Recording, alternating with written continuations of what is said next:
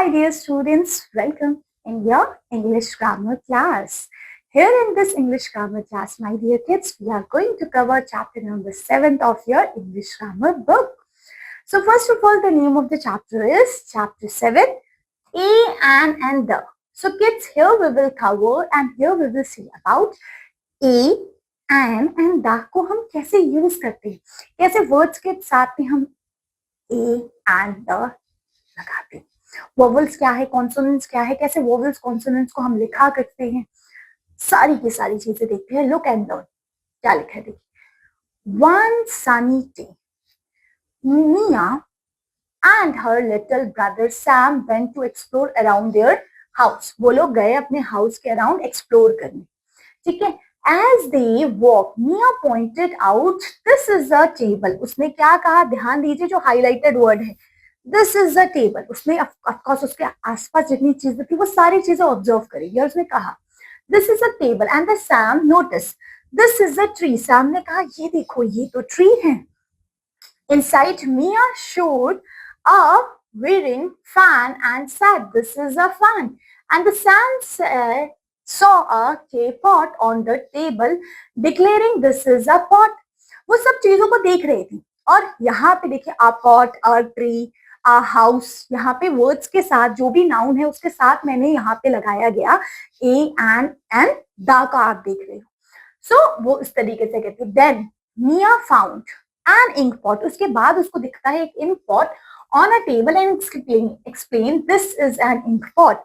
They spotted an ant outside. वहां पे उन्होंने देखा एक ant को बाहर. This is an ant, Sam noted. Mia pointed upward at the bird. This is an owl, he explained.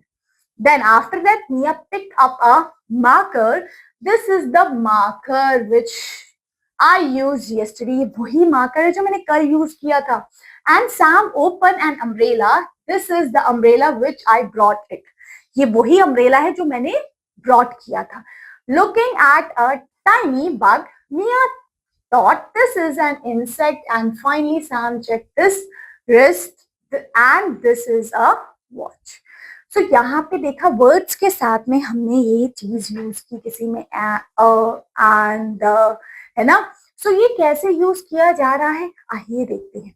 So the words a and the are articles.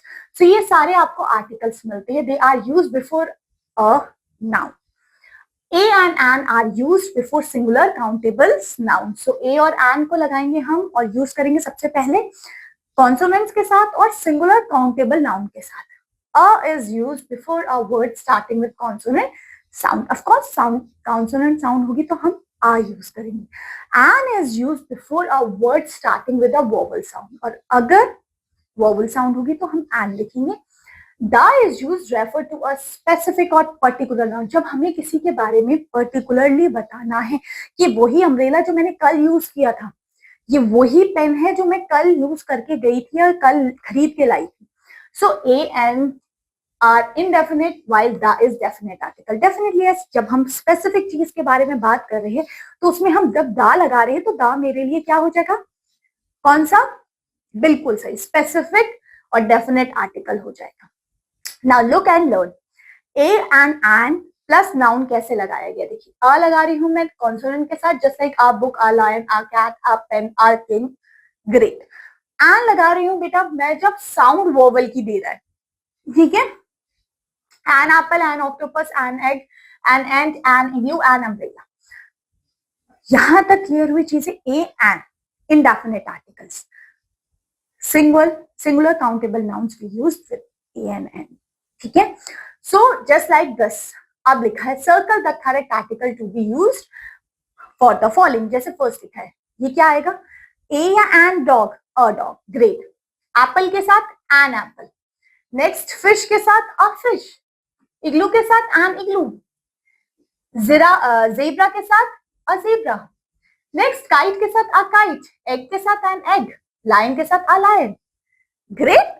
Now exercise number 2. अब यहाँ पे हमने सेपरेटली चीजों को लिखना है, जिसके साथ मैं अ लगाऊंगी, यहाँ पे जिसके साथ मैं एन लगाऊंगी. जस्ट लाइक यहाँ पे अब मैं अ कैट लिख सकती हूँ, बिल्कुल लिख सकती हूँ अ कैट.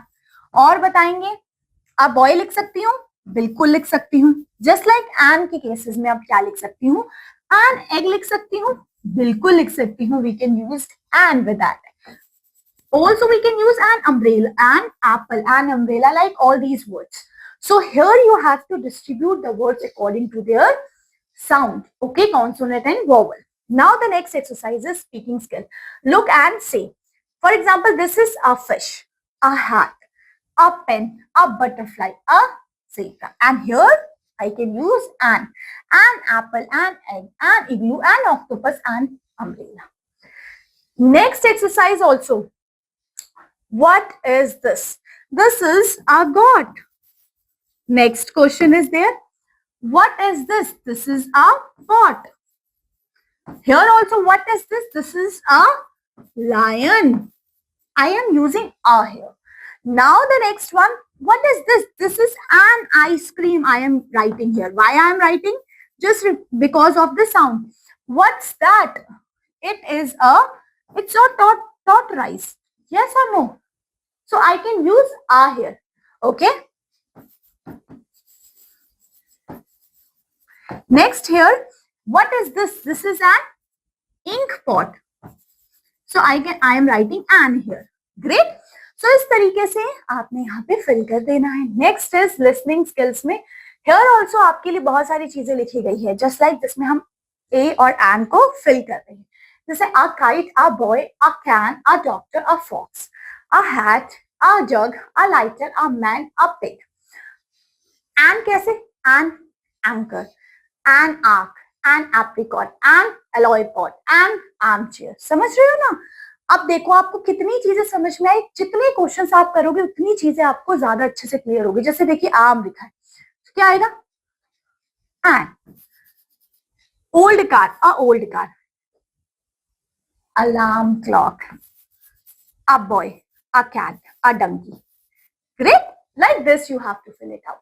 So जो मैं क्वेश्चंस आपके लिए दे रही हूँ वो आपने प्रैक्टिस भी करना है, क्योंकि अब हमने चीजों को देख लिया, समझ लिया ए एंड किस तरीके से. इसमें स्पेसिफिकली ज्यादा हमने देखा ए और एंड के बारे में. दैट मीन्स क्योंकि अब मे भी नेक्स्ट चैप्टर्स में आपके राग के बारे में बताया हो, जिसमें हमने देखा किस तरीके से हमारी साउंड के हिसाब से हम कॉन्सोनेंट्स एंड वोवेल्स में ए और एंड का यूज करते हैं.